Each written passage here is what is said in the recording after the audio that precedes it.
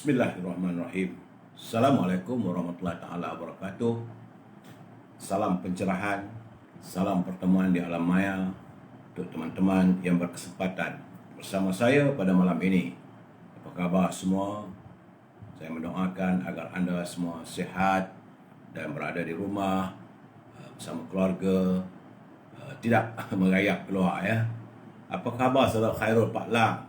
Fui, thank you for every night coming to see me. Every night you approaching Fui. Saudara Mustafa Ilyas, saudara Ibrahim Cik Muda, Ruby Din bersama pasangannya. Saya sentiasa mendoakan Ruby bahagia, saudara Samsul Anwar, Man sentiasa dengan gambar-gambar menarik. Kama Awang, salam. Man suka gambar amoy Man ya. So Herman, salam. Harimau Berantai, salam. Hamizah Adnan, Joka, apa khabar saudara? Saudara Muhammad Asli, gambar apa tu Man lagi Man? Pening teman, yuk. Rosli Le, Capal Misteri, Zazaz, Nur Maria, Syahar Ibrahim, Fazilah Awang, saudara Muhammad Asli, Syukur Jamil, Rosnin Kuringot daripada Sabah. Waalaikumsalam, apa khabar? Pesta Gawai Rosnin. Saudara Kamal Amirul Al-Azhar hadir. Adik, thank you for coming. Ada kerinduan di matamu. Del Franco, Mat Asli, tak merayap. Bagus. Kamal Al-Azhar dia tak merayap. Teruskanlah dengan usahanya, iaitu perniagaan bakor, iaitu haruman untuk aroma mewangi, serta dengan sumek untuk ubat kalau dijangkiti oleh COVID-19. Azhar, saya boleh layari Azhar, sebab saya kata saya tidak mau buat pencerahan sehingga COVID, sebab total lockdown ini selama 14 hari. Jadi e-commerce tak ada. Baik saudara, kepada yang tak sempat saya santuni, saya mohon maaf kerana malam nanti baru saya akan tengok satu persatu. Terima kasih Man, saudara Muhammad Anwar Mat Apid. Okey saudara, hari ini tanggal 22 Syawal, sudah mau berakhir bulan Syawal. Tak ada kita raya. Dan 2 Jun hari Rabu 2021. Saudara, laporan tentang COVID-19 peningkatan begitu ketara hari ini saudara. Semalam dia meningkat daripada 6824 kepada 7105 dan hari ini terus mencanak kepada 7703. Sebab itu UG tadi bertanya dengan saya, lockdown sudah, SOP sudah, duduk di rumah sudah, tapi peningkatan masih lagi meningkat. Tak tahulah saudara UG, saya nak jawab macam mana. Saudara Lokman Adam, itu Cinta Bandung. Sekejap lagi saya akan santuni. Dan hari ini jumlah keseluruhan jangkitan 7,703 yang mengundang kematian tertinggi sejak COVID melanda negara kita, sejak COVID menyerang ataupun virus corona menyerang bumi ini. Sejumlah 126 kematian direkodkan oleh Kementerian Kesihatan, menjadikan jumlah terkumpul sudah 2,993 warga kita yang tewas dan kembali ke pangkuan ilahi. Di Perlis, ingatkan semalam lega, rupanya hari ini, semalam sifar, hari ini naik 7 orang. Begitu juga di Kedah. Di Kedah semalam 236, hari ini naik 283. Di Pulau Pinang pun naik juga, walaupun tak banyak mana naiknya, tapi masih lagi 400. Semalam 400, hari ini 407. Itu saya dah katakan, Combi, Mami, Combi, Nana. Jagalah kesihatan hampa, no? Di Perak ada kerajaan. Mungkin gambarnya ini Epid One Labor menjerit. Sebab semalam 387, hari ini 224. Ada sedikit kelegaan, tapi tak banyak. Di Selangor masih terus meningkat saudara. Semalam 2068, hari ini 2728. Satu jumlah yang banyak, yang agak menggerunkan kita. Ya. Begitu juga di wilayah Persekutuan. Meskipun ada susut semalam 817, tapi hari ini 701. Saudara Kamal King, ini di Putrajaya semalam 18, hari ini alhamdulillah 1. Mungkin gamaknya kerana pejabat ditutup. Cuma satu orang saja yang disahkan dijangkiti di Putrajaya. Di Negeri Sembilan, aduh, ekor jam. Saya tak tahu nak kata apalah. Nak menyembelih lembu dokek-dokek musim bulan apa Raya Haji ni tak tahulah. Bila nak membantai lembunya kalau macam ni. Semalam 397. Lah ni mencanak-canak ni. Naik jumlahnya 586. Di Negeri Sembilan 586, semalam 397. 2 hari lepas cuma 253. Jadi graf di Negeri Sembilan dia terus menaik. Bukan menurun ya. Bukan gelembung, dia terus mendongak. Di Melaka alhamdulillah ada kelegaan. Semalam 249, hari ini 209. Dia turun 3 hari lepas 352 dia turun 249, kemudian dia turun lagi 209. Cuma di Johor masih lagi ada gelembung yang tidak baik. Sebab 3 hari lepas 489, kemudian semalam dia turun 431, hari ini naik balik 554. Jadi warga Johor berhati-hati, jaga kebersihan, kalau boleh jangan keluar rumah. Di Melaka ada susut, semalam 249, hari ini 209. Di Pahang juga nampak gayanya ada trend peningkatan ya di Pahang.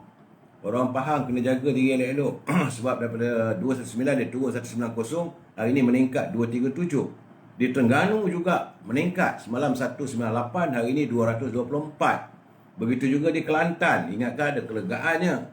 Sebab semalam daripada 695 dia turun 531, tapi hari ini naik balik 541 ya Saudara Ashraf Mustafa. Kemudian di Sabah ada kelegaan Rosnin. Rosnin keringot alhamdulillah, tapi mintalah supaya rakyat Sabah berhati-hati musim-musim pesta gawai ni. Nampak guys, Sabah ada susut, semalam 318, hari ini 254. Begitu juga di Labuan. Di Labuan semalam 162, hari ini 159. Dan di Sarawak juga ada susut. Mungkin pesta gawai tak diadakan, maka orang tak ada berkumpul. Jadi semalam 703, hari ini 588. Itulah laporan yang saya dapat berikan, gambaran kedudukan serangan virus corona di atas muka bumi kita ni. Jadi saudara, dalam waktu ini saya ingin berpesan, berhati-hati kerana cuaca sekarang ni sebenarnya cuaca yang panas. Dia panas bukan lagi panas, tapi pahangnya memijar. Ya, perlu kalau buka aircon pun tak mampu, aircon pun nak menahankan pahang yang memijar. Siang waktu awal pagi sampai jam 2 petang mentari memancar begitu terik, tetapi bila waktu petang dia redup. Cuma bahangnya masih berterusan sampai ke malam. Jadi banyakkan minum air saudara ya. Pastikan dalam badan saudara sentiasa ada air.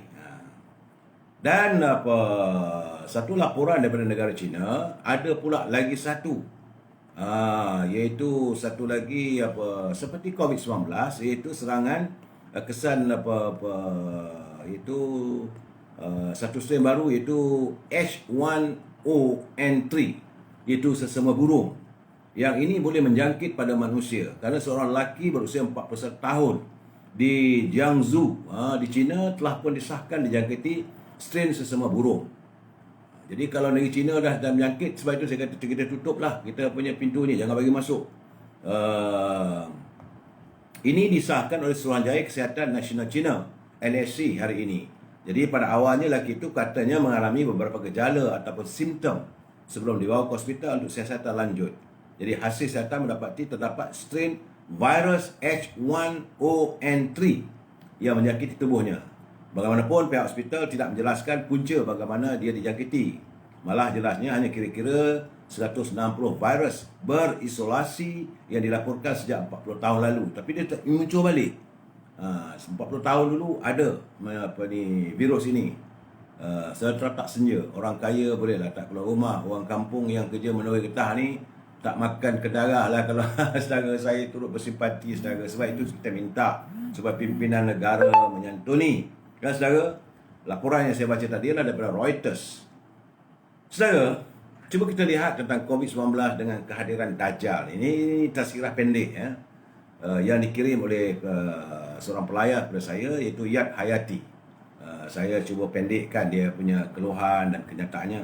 Dia kata Allah telah pun memberi hint ataupun signal ataupun alamat untuk kita bersiap sedia. Hanya orang bijak yang akan mengambil ibrah. Tapi orang yang jahil akan terus menyalah-nyalahkan. Dunia melihat kematian jutaan manusia kesan serangan virus corona. Setakat hari ini jutaan manusia yang sudah tewas. Malahan 6,000 kematian di Itali dan hampir 1 juta orang di Australia kehilangan pekerjaan. Itu mengikut laporan daripada Al Jazeera. Tapi apakah masih butakah kita dengan apa yang terjadi di sekeliling kita? Masjid kosong, orang terhalang dari mengerjakan umrah, kemungkinan tidak boleh mengerjakan haji. Kerana Nabi baginda SAW bersabda, satu hari umatku nanti akan terhalang dari menunaikan haji dan umrah. Dan ini sudah pun nampak tanda-tandanya. Kalau saudara mahu kepastian, boleh search dalam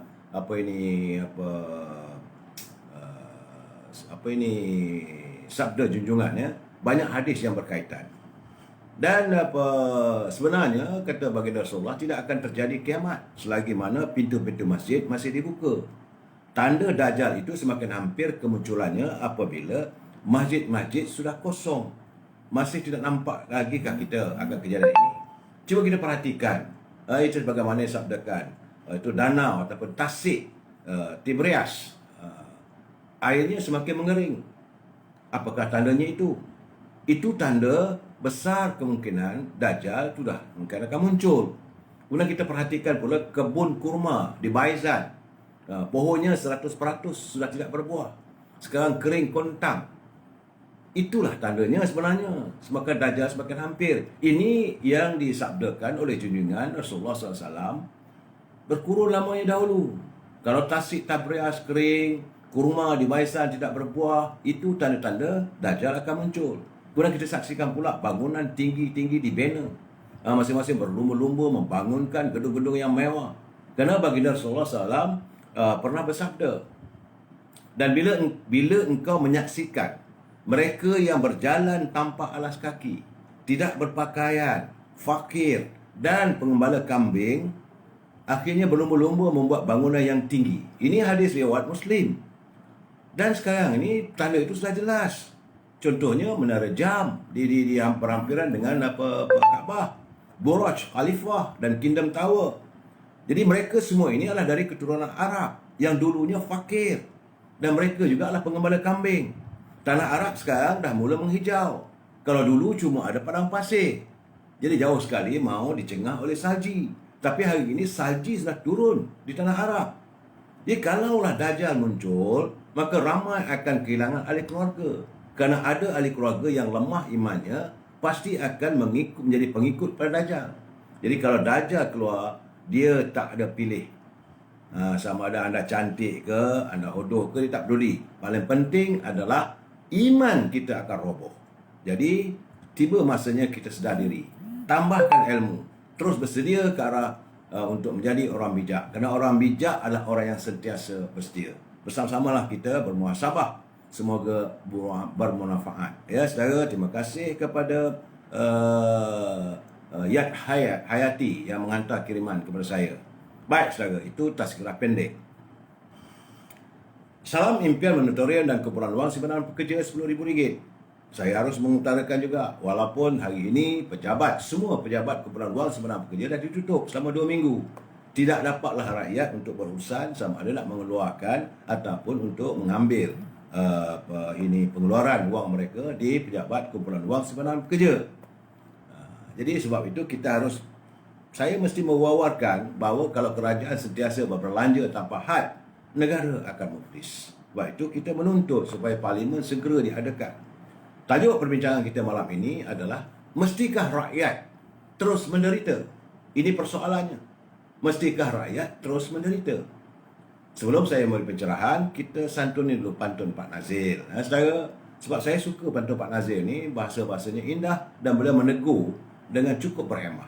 Kata Pak Nazir, timbang kelah 10 kati sama temenong di pasar Kukup. Sudah-sudahlah melayan hati, emas segunung pun tak cukup. Jadi kalau kita jadi tamak melayan kehendak hati, segunung emas pun tak cukup, kata Pak Nazir. Jadi bersyukurlah apa yang kita ada.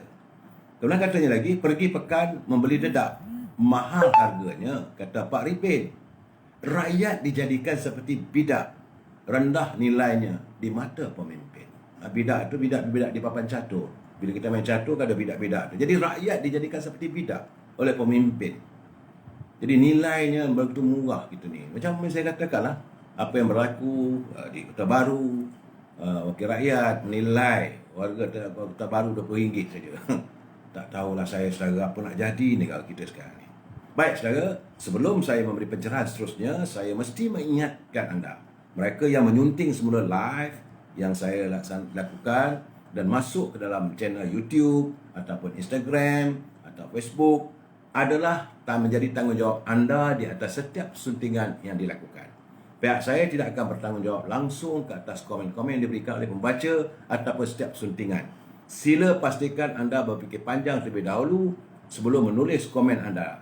Pihak saya juga tidak mampu untuk memantau ke semua komen-komen tulis ini. Segala komen anda adalah hak dan tanggungjawab anda sendiri. Kalau anda berinteraksi dengan saya waktu saya live ini, itu tidak menjadi masalah. Cuma permintaan saya, gunakanlah bahasa-bahasa yang baik. Dan kita mesti memegang prinsip, we must agree to disagree. Ya, Saudara Ashraf Mustafa, kita mesti bersetuju untuk tidak bersetuju. Saya berhak memberi pandangan, anda berhak untuk menerima ataupun menolak. Ya, saudara. Dan hari ini, masih lagi saya melihat ada saman yang dikeluarkan oleh pihak polis terhadap orang ramai. Dan hari ini agak menimbul persoalan pada saya berlaku di Taiping, iaitu dia berlaku di dekat Pasar Raya Ion, dekat Ion Mall pada semalam lah. Itu saudara Wan Helman, Wan Osman telah mendapat tiket ataupun saman untuk di compound sebanyak dendanya RM5,000 kerana kesalahan menaiki kenderaan lebih dari seorang. Jadi menurut catatan itu, dia kata saman itu kerana tidak mengikut arahan Ketua Pengarah Kementerian Kesihatan. Apa hal pula saya kata? Apakah Ketua Pengarah Kesihatan kata berundur kiri, kalau tak undur kena saman ke? Jadi tak jelas. Dan tidak disebut pula berapa orang menaiki kenderaan. Kabarnya katanya dia ke pasar raya tersebut bersama dengan isteri untuk membeli barang-barang bekalan rumah. Kalau berdua takkan kena saman. Terima kasih Raja Kamal Raja Bazan. Jadi keadaan begini, dan saya tengok dari segi saman itu tidak ada pula cop polis. Cuma dia kata bahawa saman ini boleh diselesaikan di IPD, itu Ibu Pejabat Polis Daerah Taiping. Kita harap Ketua Polis Daerah Taiping dapat menyiasat permasalahan ini. Pertama sekali persoalannya iaitu saman dikeluarkan tidak ada cop polis. Selalunya mesti ada nama yang menyaman, kad dia punya kad kuasa ataupun nombor polisnya. Kesalahan tu biar jelas. Ini kalau dibicarakan boleh menimbulkan dari segi masalah teknikal kerana menyalahi SOP, dendanya RM5,000 dan tidak mematuhi arahan Ketua Pengarah Kesihatan. Ini yang saya, alamak, apa hal ni? Kalau dia tulis itu bahawa mengikut Akta 1234, begini melanggar. Dah, itu cop dia. Itu mungkin valid. Tak tahulah saya, saudara Rusnah Mak Yusof, terima kasih. Saya alhamdulillah setakat hari ini. Cuma yang saya menyentuh ni masalah rakyat. Macam mana di Taiping, Wan Helman, Wan Osman. Jadi Ketua Polis Daerah Taiping, eloklah siasat apa yang benda ni berlaku. Kerana surat saman tiada cop rasmi pasukan polis dan nama mereka yang mengeluarkan saman. Ini kadang-kadang boleh membuat andaian dan sebagainya, ya. Kita tahu bahawa anggota polis ini sentiasa mengikut ataupun mengikut arahan apa yang diarahkan kepada mereka. Cuma kadang-kadang mereka tak jelas tentang apa sebenar-benarnya tugas dan apa sebenarnya kesalahan. Hari ini pula di Sabak Bernam, saudara, saya menerima tengok jadi Kementerian Perdagangan Dalam Negeri dan Awal Pengguna cawangan di negeri Selangor telah pun dimaklumkan, tapi kita tak tahu apa tindakan telah diambil kerana Majlis Daerah Sabak Bernam telah memberitahu kepada Kementerian Perdagangan Dalam Negeri dan Hal Ehwal Pengguna bahawa terdapat lambakan pisang yang tidak dapat dipasarkan atau dijual di kawasan Sabak Bernam. Saya bersimpati dengan warga petani di Sabak Bernam. Kabarnya pisang tersebut adalah jenis pisang berangan, ya? Pisang berangan dengan jumlahnya sebanyak 85 metrik tan. Berapa lori ni? Jadi kalau teman-teman yang berkesempatan, yang boleh membantu, boleh berhubung dengan pegawai pertanian di Sabak Bernam, itu Puan Aini. Nombor telefonnya 019 323 9026. 019 323 9026. Ataupun dengan boleh hubungi juga Encik Mustafa 013 355 9764. 013 355 9764. Bersama-samalah kita membantu untuk nasib petani yang tidak dapat memasarkan penghasilan pertaniannya itu pisang sejumlah 85 tan metrik. Bukan sikit saudara ya. Jadi kalau saudara yang tinggal di Sabak Bernam, di Tanjung Karang, di Sungai Besar, ataupun yang berhampiran dengan kawasan tersebut, bolehlah bantulah sama-sama kita. Kita bantu sesama kita saudara. Dan saya agak hairan kenapa Menteri Besar Negeri Selangor mengarahkan penutupan semua pejabat wakil rakyat di Negeri Selangor. COVID-19 ataupun total lockdown ini sepatutnya pejabat wakil rakyat dibuka supaya rakyat dapat mengadu masalah dan sebagainya. Masalah tiba-tiba Yang Amat Berhormat Datuk Menteri Besar Selangor mengarahkan supaya semua pejabat wakil rakyat, sama ada pejabat ahli Dewan Negeri ke atau pejabat ahli Parlimen, ditutup. Jadi kalau tutup, takkanlah mereka nak berhubung dengan wakil rakyat macam mana? Takkan nak menggunakan telefon saja. Ataupun YB-YB Selangor ni buka pejabat dekat lebuh raya lah nampak gayanya. Bagi saya tak logik. Ini satu keputusan yang tidak baik di Negeri Selangor. Kenapa begitu jadinya? Anda waktu inilah rakyat memerlukan khidmat pada wakil rakyat. Ini yang membuatkan kadang-kadang mengundang amarah rakyat kepada mereka yang bernama pemimpin. Pejabat tutup, rakyat nak mau di mana? Sebab itu saya melihat kiriman daripada sahabat saya, Datuk Rahman Bakar daripada Terengganu, Marang. Beliau adalah bekas wakil rakyat ahli Parlimen Marang tu. Dia kata YB ni adalah tempat, YB itu yang berhormat, dia tempat rakyat mengadu dan mencurahkan masalah. Jadi sepatutnya diselesaikanlah dengan baik, dengan berhemah. Sebab itu orang yang pandai baran ataupun cepat pemarah, ataupun tak sabar, ataupun kedekut, tak usah jadi YB lah. Jadi minta maaf lah katanya, bukan nak angkat diri sendiri, tapi itulah kenyataannya. Sedangkan kerajaan negeri Perlis yang begitu kecil, di Selangor tutup pejabat wakil rakyatnya, di negeri Perlis telah pun memperuntukkan sejumlah 1.5 juta wang daripada kantung negeri Perlis untuk menyediakan keperluan asas kepada keluarga yang memerlukan dan layak menerima bantuan sepanjang tempoh Sekatan Pergerakan Penuh SPP fasa pertama dalam Perintah Kawalan PKP 3.0 bermula semalam. Negeri yang kecil seperti Perlis pun nak menyantuni rakyatnya, tapi di Selangor tutup. Apa barang lah kau ni, Menteri Besar? Sebab itu saya kata, sebab dia bukan orang Selangor. Rakyat bukan rakyat asli Selangor. Jadi dia tak dapat faham macam mana untung nasib petani di Sabak Bernam, di Tanjung Karang. Begitu juga nelayan di Morib, di Pulau Selangor, di Kelang. Bagaimana juga dengan nasib-nasib wakil-wakil rakyat di kawasan Kajang, di Ulu Yam, Ulu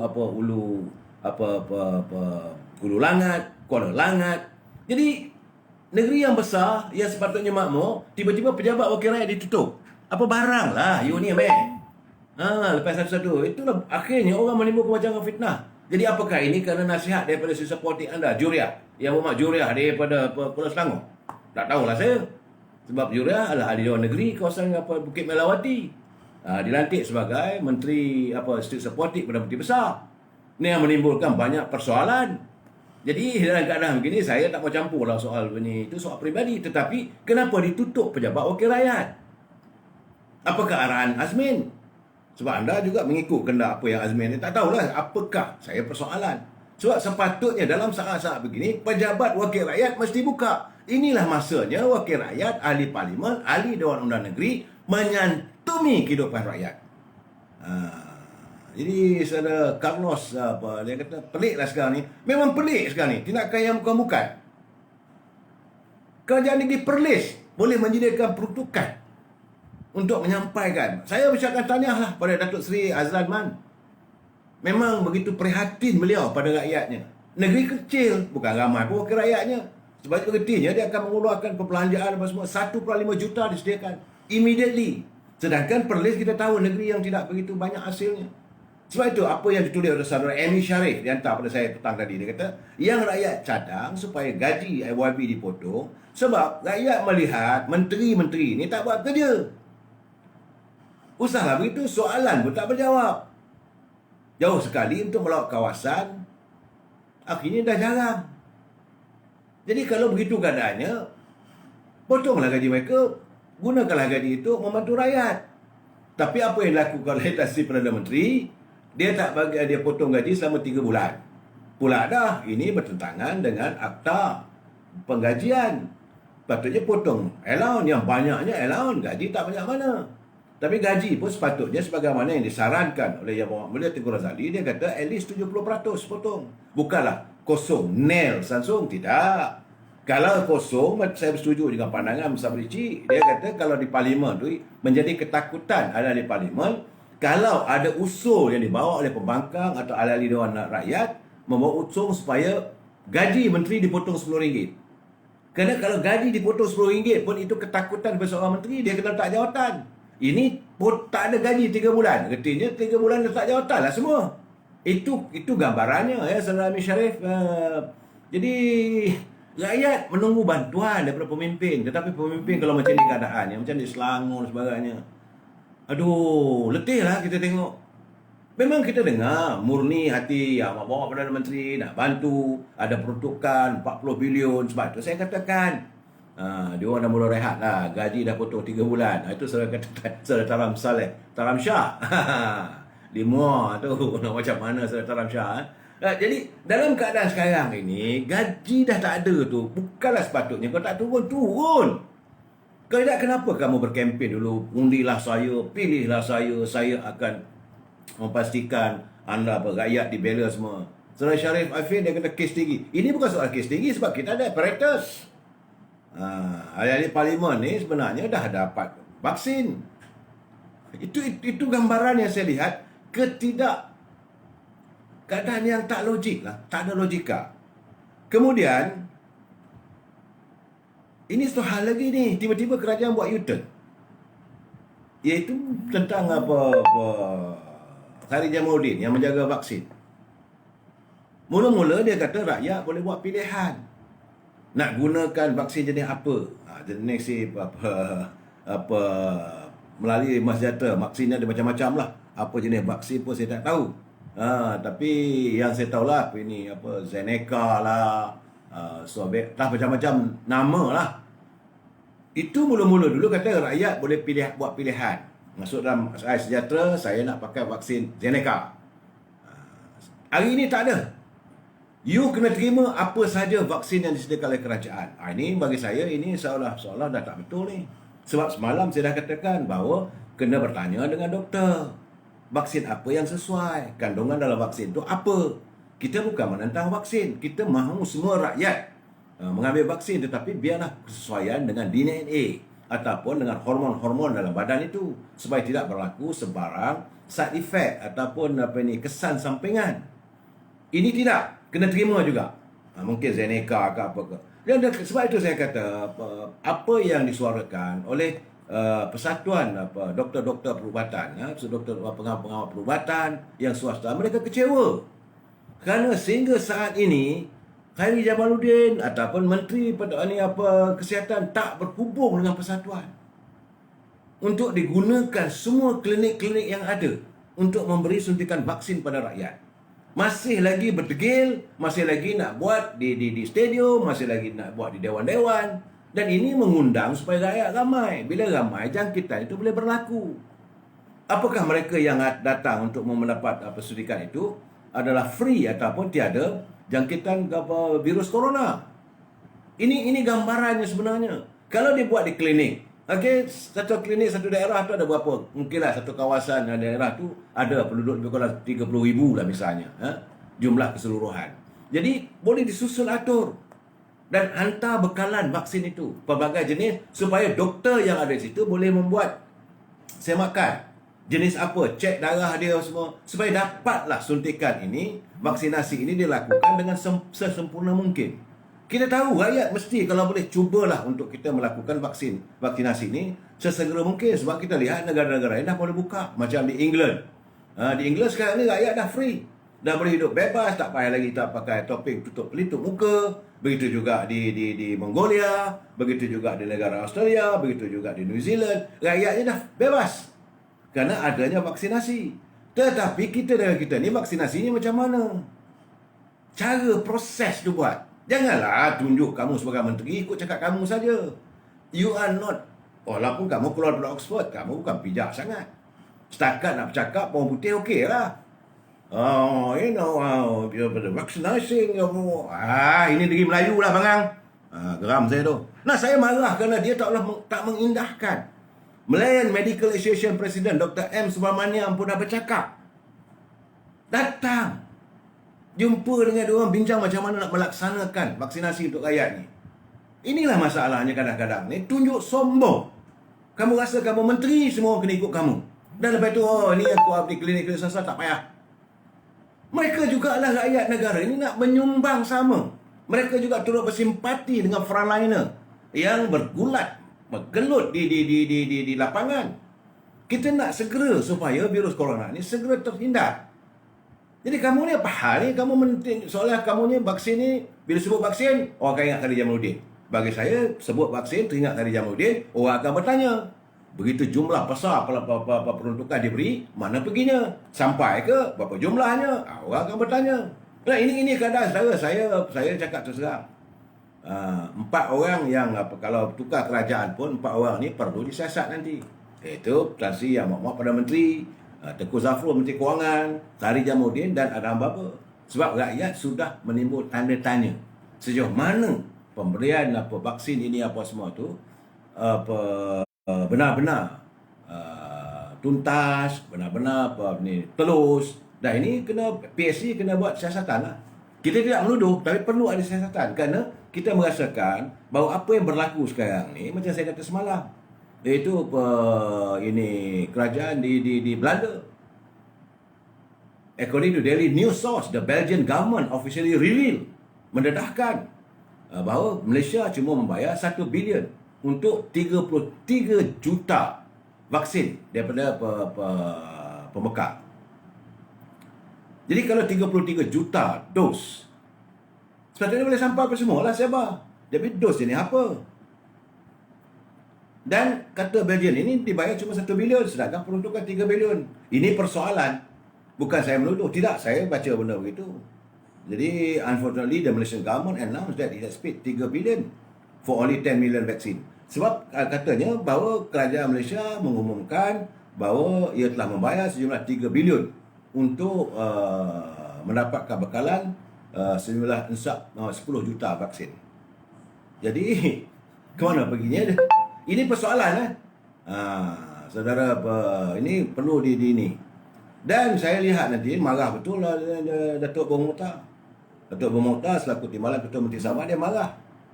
Dia minta supaya kerajaan persekutuan membenarkan segera syarikat Pamaniaga ini menjual vaksin COVID-19 kepada kerajaan negeri Sabah. Jadi artinya bukan rakyat Sabah tak nak ambil vaksin. Nak. Tapi cepat bekalan tu. Dan langkah itu bagi memastikan vaksin boleh dibeli oleh sektor swasta. Cuma kita persoalkan bahawa dalam perutusan, dalam kenyataan, dia mengatakan bahawa kerajaan membeli sejumlah 28 juta vaksinasi untuk rakyat Malaysia. 28 juta rakyat. Jadi jika 28 juta ni sepatutnya tak payahlah Sabah nak beli ke Sarawak nak beli dan sebagainya. Kalau bila Sabah membeli secara persendirian, Sarawak beli secara persendirian, ke mana pergi duit tu? Di Sabah ada 3.89 juta penduduk. Begitu ya Sarawak. Jadi keadaan beginilah menimbulkan kecelaruannya. Okey saudara, itu selesai bab vaksin, usai tentang kedudukan apa yang berlaku ini dalam saman menyaman pihak penguasa, dan kita harap supaya kita jangan marah anggota polis yang mengeluarkan saman. Mereka melaksanakan tugas ya. Cuma kita ambil benda itu, kita bertanya. Sebab itu pejabat wakil rakyat kena buka. Kalau rakyat yang kena saman tu, mereka boleh jumpa dengan wakil rakyat. Betul ke wabi saman ini? Itulah sepatutnya. Saudara. Ni sekarang ni saudara-saudara trend sikit-sikit kena report. Tak tahulah saya. Tapi ini betul-betul, saya pula menerima satu lagi kiriman. Ini betul-betul malu anak negeri. Ini betul-betul amat memalukan anak negeri. Iaitu ada tular satu gambar apa dalam media sosial, yang saya tengok saya tu buang, saya delete lah benda tu. Amat memalukan anak negeri, iaitu gambar tu mirip seorang pemimpin parti politik di Negeri Sembilan. Dia melakukan perbuatan onani, mungkin dah sewi lah kepala otak dia. Jadi orang di Sembilan kena hati-hati kalau pemimpin macam ni. Dia otak dah tak berapa nak kena dia, mungkin dah kena jangkitan. Buat onani, ambil gambar dalam apa ini disebarkan pula. Kalau saiz cantik tak apa juga, kalau saiz XXL kau boleh nak dibanggakan. Ini ciput. Jadi saya kata, ya Allah, ya Tuhanku, kenapalah jadi macam ni? Jadi reti sekarang ni dah rakyat dah ramai dah dilanda sakit otak. Ya muka-muka. Tapi yang ini lagi wow, lagi tular.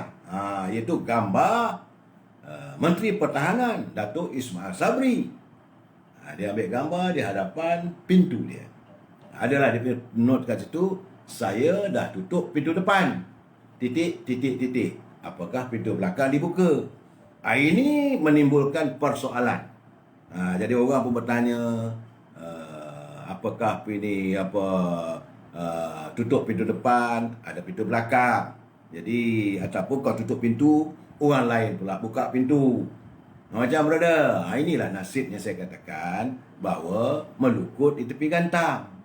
Datuk Ismail Sabri walaupun sebagai naib Presiden UMNO, beliau hanya menteri dalam kerajaan yang nakodoi oleh Presiden Parti Perubatan Bersatu. Sebab dia buat keputusan, orang ni saja boleh mengeluarkan pelepasan, tapi dipangkah akhirnya nanti ini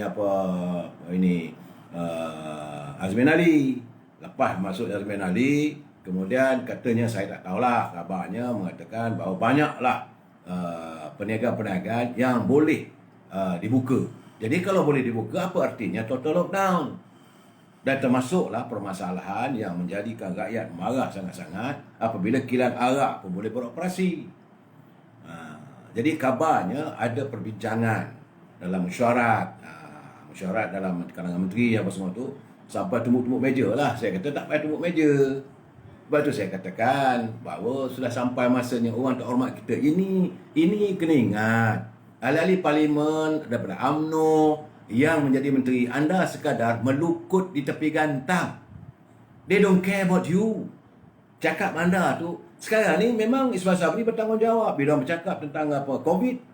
Sekarang ni orang gelar dia sebagai menteri COVID. Menteri COVID, lepas tu SOP-nya turun naik macam cikmo. Sekejap ada, sekejap tak ada dan sebagainya. Dan akhirnya orang makin hamun pada ahli parlimen daripada UMNO. Dan UMNO dipersalahkan. Sebab itu kita dah cakap awal, tarik handbrake. Dan dalam keadaan sekarang ni saya beritahu, memanglah sejak 2-3 hari lepas tularlah juga gambar Azmin Ali dengan stylenya iaitu tahniah dilantik sebagai timbalan Perdana Menteri. Itu saya tengok itu daripada Parti Bersatu. Betul ke tak betul tak tahu. Jadi mungkin gambarnya Azmin Ali kata nak buka, Ismail Sabri semalam mengatakan dia tutup. Mengikut SOP dan sebagainya, kilang-kilang arak ni tak boleh beroperasi. Kabarnya sudah ada perbalahan. Sebab itu saya katakan, apakah rencam di anjung kuasa Sri Perdana sekarang ni tengah bergeledak. Dan dalam saat begini, macam mana menteri-menteri daripada UMNO? Tentulah sepatutnya kita harus menyokong keputusan yang diambil oleh Datuk Ismail Sabri. Kalau dia tak boleh menguasai ahli-ahli parlimen daripada UMNO, kerana beliau statusnya sebagai naib Presiden UMNO. Tutup, cara lockdown tutuplah semuanya. Nak buka-buka lain buat apa? Sebab tu rakyat merasakan ini bagi saya lah tak kena lah. Dan dalam saat-saat begini, dengar khabar lah bahawa kemungkinan akan berlaku ledakan yang paling besar di anjung kuasa Sri Perdana. Dalam saat itulah sekarang ini sudah tular pula lagi ni. Ada orang kirim daripada Johor. Tengok copnya tu daripada Johor. Kepada perwakilan, kepada ahli-ahli UMNO, iaitu tentang buku 30 dalil. Kenapa Datuk Seri Zahid Hamidi tak boleh terus jadi Presiden UMNO? Saya kata apa benda ni? Apa kena mengena? Apa kena mengena dalam perbalahan ataupun dalam kekecohan, dalam rencam di Putrajaya, tiba-tiba Presiden UMNO diusir? Apakah kerana nak bagi urutan Jangan bagi tahu menteri-menteri you jangan keluar. Kalau tidak, buku ni 38 ini akan sebar lagi. Saya kata kalau you nak buat benda itu, you take a wrong person lah. Salah orang lah. Bagi Datuk Seri Hamidi, dia tak pandang. Kalau sekadar nak ugut dengan berkata ada 30 dalil, akan disebarkan ke seluruh negara, you tak sesuai jadi presiden, dia tak pandang. Sebab dia sendiri diugut, akan dihadap ke mahkamah. Kalau tak bawa ahli-ahli UMNO menyeberang, masuk menyokong Parti Pribumi itu, dia akan dihadap ke mahkamah. Dia kata, come take me, no problem. Dia akan mempertahankan UMNO ini untuk dilihat tidak melukut. UMNO tidak akan menyembah dengan PBM. Jadi kalau ini nak jadikan ugutan, bahawa pujuklah ahli-ahli UMNO ni, ahli-ahli Parlimen UMNO ni, supaya kekal berada dalam kabinet Perikatan Nasional, saya kata you got the wrong person. Sebab dia dah bagi. Sudah ada tarikh akhirnya pada 1 Ogos. Dan kita tinggal lagi 2 bulan. Saya mendapat perkabaran dalam minggu ini atau minggu depan akan ada mesyuarat Majlis Tinggi UMNO. Dan keadaan ini sudah tidak boleh dibendung lagi. Ahli-ahli Parlimen UMNO yang berada dalam Majlis Tinggi pasti akan membawa usul untuk menarik keluar daripada PBM dengan keadaan segera. Sebab itu sekarang ni buku ni dikeluarkan. 30 dalil. Macam cerita dulu lah Anwar Ibrahim tak boleh jadi Perdana Menteri. 30 dalil. Sekarang ni Zahid Hamidi. Apa relevannya sekarang? Yang menjadi masalah sekarang ni bercakap tentang total lockdown. Yang membuatkan Datuk Ismail Sabri kecewa sangat-sangat tu, bila arahan kata begini, menteri pula kata nak overrule. Bahawa ada pula menteri kata, you kena ikut cakap saya. Ini keadaannya. Dan kerana itu, ugut pula Presiden UMNO. No way Presiden UMNO akan takut dengan ugutan begitu. Laburkanlah, tebarkanlah ke seluruh negara apa saja dalil terhadap Presiden UMNO. Saya tidak yakin Datuk Seri Hamidi, walaupun seinci, walaupun 1 hun pun dia akan takut. Sebab dia biasa. Kalau dia nak untuk kepentingan diri dia, dia dah ikut dulu lagi. Mula-mula tubuh Kerajaan Pakatan Harapan lagi. Waktu begitu, ramai kata-kata melompat. Tarik supaya UMNO disokong. Dia kata, no way. Dia harus menjaga, mempertahankan maruah dan martabat UMNO. Dia jangan yang mamai lah. Buatlah buku. Saya ketawa bila tengok buku. Alamak. Dia kata, ada lagi dalam saat-saat begini. Dan hari ini sebenarnya netizen dia tengah pengang ni. Warga-warga netizen pengang. Sebab banyak kilang-kilang dia bagi kelulusan boleh beroperate dan sebagainya. Kerana kesan daripada mesti dapat kelulusan daripada MITI. Dan dalam keadaan begini MITI tu Azman Ali lah. So seolah-olah dia lebih berkuasa. Ini keadaannya saudara yang saya tak tahu. Jadi kita tengok begini penat lah dia kata. Sebab itu acara Pembicara Saudara Muhammad Rahimi, pengguna Facebook, dia mempersoalkan kewajaran operasi kilang. Dan kilang yang dibuka itulah kilang buat plastik. Kilang buat baldi plastik. Jadi apakah kerana kalau kilang tak beroperasi, maka tak adalah baldi di hospital? Ini cerita lawak. Kilang buat baldi plastik boleh beroperasi. Atas alasan sebab hospital nak guna baldi plastik. Berapa banyak? Kemudian apa kata Nurliana Rahmat? Dia kata, bagaimana kilang membuat peralatan mainan juga dibuka ketika jumlah pesakit yang mendapat rawatan di ICU semalam sudah mencapai 851 kes. Dengan 422 pesakit memerlukan bantuan alat pernafasan. Kilang buat permainan boleh buka. Sedangkan di tempat kerja tu sudah ada jangkitan. Kata Saudara Muazzimi, dia kata saya kerja kilang buat skru. Operasi macam biasa. Gamaknya dia kata mungkin nak buat skru tu nak diskrukan kepala mereka yang berada kayangan. Nak skrukan kepala menteri-menteri tu. Gamaknya lah. Jadi kelonggaran yang beri oleh MITI itu tentulah menyanggah dengan keputusan yang diputuskan oleh kabinet.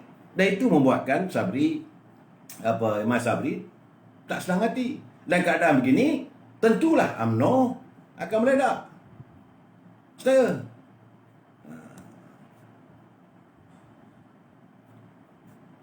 Tambah-tambah pula semalam saya tengok, memang saya nak buat penjelasan tapi panjang ni, saya tak boleh minta panjang. Saya minta maaf saudara, saya akan keluarkan kenyataan ini besok lah. Tentang kedudukan tentera udara, kita memintas 16 buah pesawat terbang daripada China. Pesawat terbang tu bukan pesawat terbang komersial tapi pesawat terbang yang milik tentera. Tentang masalah kita kena ingat macam apa berlaku dekat Beting Petinggi Ali, kawasan tu berlega ke situ di Sabah. Dan itu kenyataan Isyamuddin, dia akan manggil duta. Saya kata nak panggil duta, macam mana kau pergi dan jumpa balik, nak jumpa bapa besar kamu, kenapa boleh jadi begini? Big Brothers ni. Kau nak hebat sangat Isyamuddin ni. Aduh, saya tengok keadaan banyak, tapi saya tengok waktu tak banyak. Cuma sekarang ni saya nak bercakap tentang mestikah rakyat terus menderita malam ini. Okey, saudara, sebab apa? Kenyataan Menteri Kewangan yang menyebut kerajaan tidak mempunyai kuasa perundangan untuk menentukan apa yang dapat disediakan oleh moratorium bank atau bagaimana dilaksanakan. Akhirnya rakyat meledak bila dia kata kerajaan tidak ada kuasa untuk mengarahkan bank memberi moratorium di saat negara berada dalam keadaan darurat. Sebab itu saya katakan, sebab saya teringat lagi kenyataan bekas Hakim Mahkamah Rayuan Datuk Tan Sri Muhammad apakah dia kata Tan Sri Zafrul ni dia memang tidak mesra alam punya waktu jadi CEO bank. Ini kan terbukti. Saya dah cakap dulu, apabila lantik beliau sebagai Menteri Kewangan, bolehkah beliau menyantuni kendak-kendak rakyat? Sebab menteri ini jawatannya dia mesti orang politik. Kalau dia perangai bank yang tak ada hati, yang tak ada perasaan, dia tak sesuai jadi menteri. Ini bila dia kata tak boleh nak arahkan. Bila tak boleh nak arahkan, saya hairan. Kerana sejak kita mengamalkan atau ketika kita mengalami negara di bawah pemerintahan darurat, apabila proklamasi darurat dikeluarkan oleh Duli Yang Maha Tuan Agong, banyak SOP yang tidak pergi pun ke parlimen dan menjadi sebahagian daripada undang-undang. Kenapa tak boleh buat SOP ataupun prosedur ataupun subsection di bawah Akta Kewangan? Malahan ada pula kelulusan untuk menggunakan wang tanpa mendapat kelulusan dari parlimen. Yang itu boleh. Yang ini nak bagi moratorium pada rakyat, tak boleh. Ini apa punya alasan kamu nak bagi? Sebab itu saya kata, berilah alasan yang ada logikanya, yang rakyat boleh terima. Ini tidak, kita ke kerajaan tak ada kuasa perundangan untuk menentukan apa yang dapat disediakan dalam moratorium. Dulu PKP 1.0 boleh. Kenapa nak dipertahankan sangat bank ni? Apa masalah sebenarnya? Kita nak tahu apa masalah sebenarnya Tengku Zafrul ni bersama dengan Governor Bank Negara ni yang melindungi bank sangat-sangat. Sedangkan bank telah menyatakan mereka buat untung. Semalam saya dah bagi tahu berkali-kali, rakyat bukannya tak nak bayar hutang, tak ada duit. Bila dia kata kerajaan tak ada kuasa arah bank moratorium. Jadi bagi saya lah, ini antara berita palsu ni sebenarnya. Kalau itu keluar daripada Tengku Zafrul, dia boleh ambil tindakan menyebarkan berita palsu. Sebab moratorium pilihan diumumkan semalam lah untuk kumpulan B40 saja. B40. Macam mana dengan M40? Macam mana T20? Yang semua terkesan. Dia kata kerajaan tidak mengawal bank. Betul, tapi kerajaan meluluskan lesen untuk bank. Semua urusan kerajaan dengan bank, kerajaan menentukan duit letak dekat mana. Nak bayar gaji gunakan bank mana. Urusan-urusan pembayaran sebagainya semua melalui bank. Bukan kerajaan pikul duit bayar kan, tak ada. Begitu juga orang berurusan nak bayar cukai ke nak bayar apa pun dengan bank. Jadi saya tak nampak ada logikanya. Jadi sekarang ni banyak syarikat besar milik warga bangsa kita dijangka akan gulung tikar. Ini syarikat besar saya, T20 and above. Sebab saya baru terima tadi, antara sebuah syarikat itu syarikat nama Serba Dinamik. Serba Dinamik adalah sebuah syarikat milik 100% Bumi yang banyak saham besar. Tetapi kesan daripada COVID-19, kesan daripada pemerintahan darurat dan sebagainya, kesan daripada lockdown ini, syarikat tersebut mengikut laporan daripada Edge Market sudah mengalami kerugian sejumlah 3.4 bilion. Dan sekarang ni kalau bank tak boleh membantu, kalau kerajaan tak boleh membantu, mana satu lagi syarikat mercu tanda kejayaan orang Melayu yang begitu besar akan gulung tikar. Sebab itu saya melihat bahawa Dewan Perniagaan Melayu, Majlis Perniagaan Melayu seharusnya berusaha menyelamatkan syarikat ini. Saya tak mau sebutlah siapa miliknya. Memanglah marhang biasa. Dia bukan orang lain, dia datuk biasa saja. Tapi amat menyedihkanlah kita melihat satu lagi tragedi. Kita akan melihat usahawan Melayu tulen dan merupakan antara entiti konglomerat yang berkembang pesat gugur kesan daripada serangan COVID-19 yang berkembang pesat kerana kerajaan soalan buat tak tahu. Jadi ini keadaannya. Majlis Perniagaan Melayu kena menyelamatkan keadaan. Saya kesian lah dengan Datuk tu. Dia muda lagi, masih berusaha. Dan saya mendapat kiriman pula lagi daripada seorang nama dia Pak Lah. Dia kata, saya Pak Lah, Setiausaha Persatuan Kontraktor Pembersihan Kawasan dan Sisa Pekerjaan Negeri Johor. Dia kata, kami ada masalah besar dengan sistem SWM, Konsorsi untuk Negeri Johor, Melaka dan Negeri Sembilan. Jadi mintalah bantuan diwawarkan, katanya ramai kontraktor Melayu bakal gulung tikar. Semasa Covid ni disebabkan SWM, dia buka tender sisa SWM, tak tahu apa maksudnya, buka tender terbuka dan buat kepada kontraktor yang di luar daripada negeri Johor. Macam mana orang daripada luar negeri Johor dapat kontrak begitu? Ini Pak Lah, saya menyatu saudara, saya harap mereka yang menjaga sistem pekalan sekarang ni saudara, bila saya tengok begitu, angkat sampah pun bergebut dah.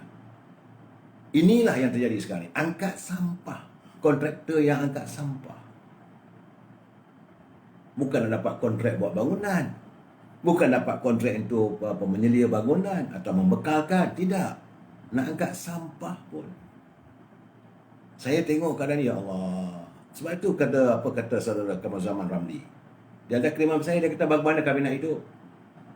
Kami nak minta jasa baik, sampaikan pada suara rakyat, kepada pemimpin UMNO yang ada kerajaan ni. Kalau gini kadang kita tarik je lah. Sebab rakyat B40 hidup dengan duit KWSP. Sekarang, pejabat KWSP pula tutup selama 2 minggu. Jadi macam mana mereka nak hidup untuk bulan-bulan mendatang? Sewa rumah, belanja rumah, api, air dan lain-lain. Kalau kerajaan atau kepala wang simpanan pekerja nak bagi RM1,000 sebulan pun tak apa jugalah, dia kata. Bolehlah tahan sikit. Tetapi bagaimana kalau tak ada langsung? Ini daripada saudara perkiriman daripada Kamal Zaman Ramli. Dan yang agak membuatkan saya terpanggil adalah kenyataan daripada Peguam Kanan, iaitu saudara Bini Peguam Muhammad Hanif Kateri. Peguam Kanan ini dia menafikan kenyataan Menteri Kewangan Tengku Zafrul yang mendakwa kerajaan tidak mempunyai kuasa undang-undang untuk memaksa bank menawarkan moratorium menyeluruh kepada para peminjam.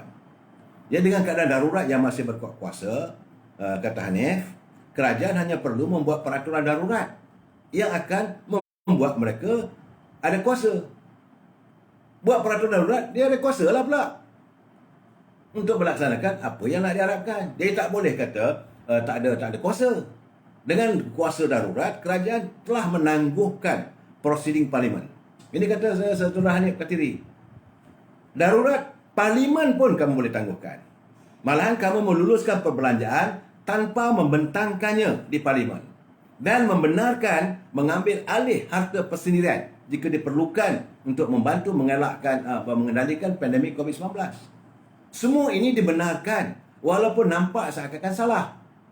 Jadi sudah tentu tidak ada semak dan imbang, tetapi ia dibenarkan dalam keadaan darurat. Jadi untuk Tengku Zafrul mengatakan bahawa kerajaan tidak mempunyai kuasa, sama sekali tidak benar. Dia kata, saya menekankan bahawa itu salah. Itu adalah pembohongan kepada rakyat.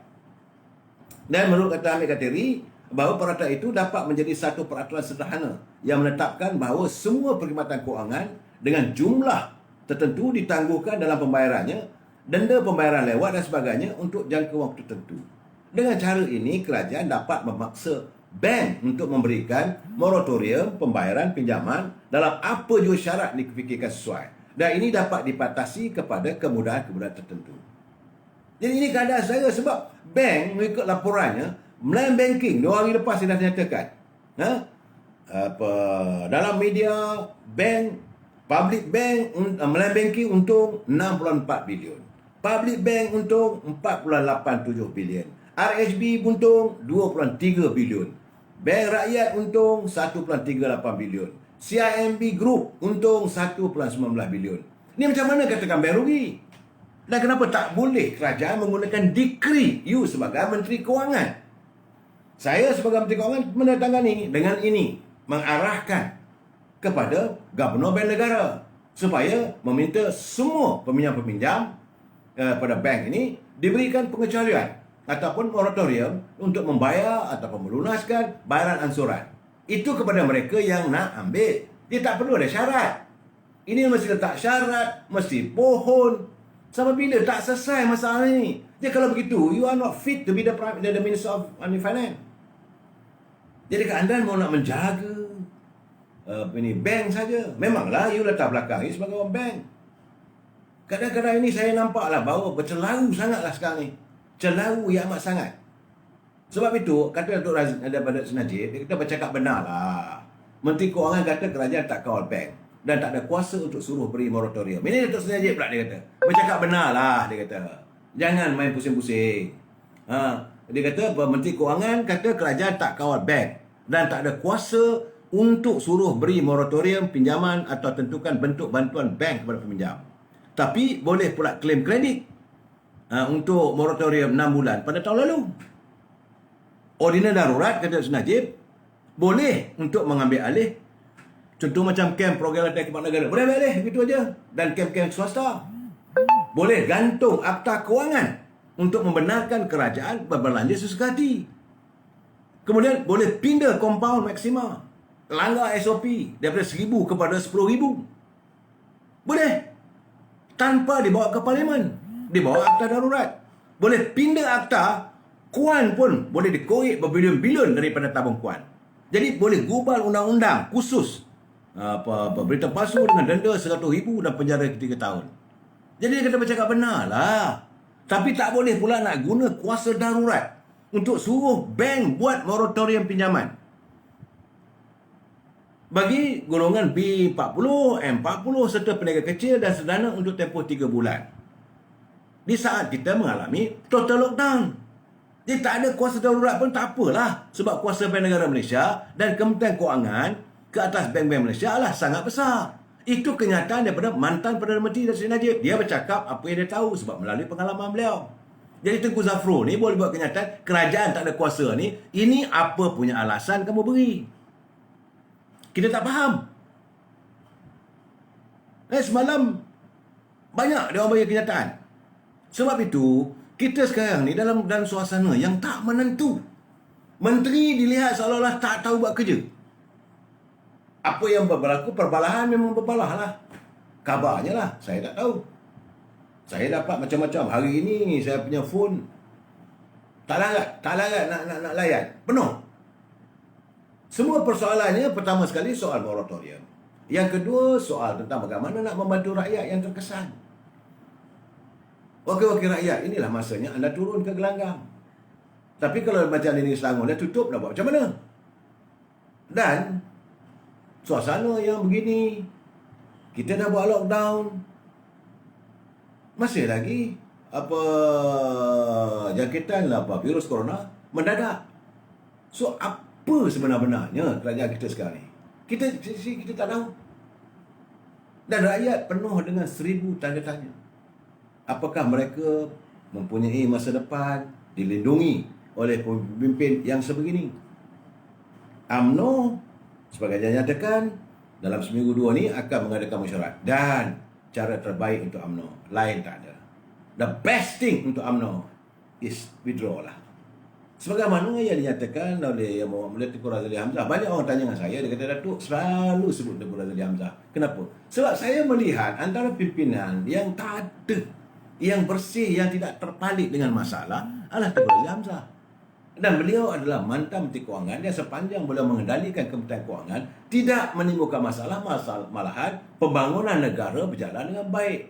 Peninggalannya selepas meninggalkan Kementerian Kewangan banyak dengan Petronasnya, dengan Samdebi, dengan Pernas Edarnya, dengan PNB-nya, dan pemikirannya melangkaui masa depan.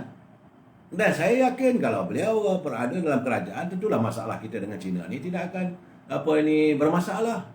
Sebab beliau merupakan orang pertama yang mewujudkan hubungan diplomatik dengan negara China. Ini ceritanya. Jadi tak orang bertanya dengan saya kenapa? No, saya bercakap yang jelas. Saya katakan bahawa beliau tidak ada kroni. Isteri dah meninggal. Anak tak ada. Apakah dia nak meraup kekayaan? Dia dah cakap saya berkali-kali, dia apa yang dia ada sekarang ni dah cukup, syukurlah. Melebihi daripada kadar yang dapati oleh manusia yang lain biasa. Dah cukup daripada dia. Jadi kalau orang dalam keadaan begini, kalau kita berikan jawatan, tentu dia tak memikirkan untuk kepentingan diri dia. Dia tidak ada baggage. Cuma masalah dia satu saja.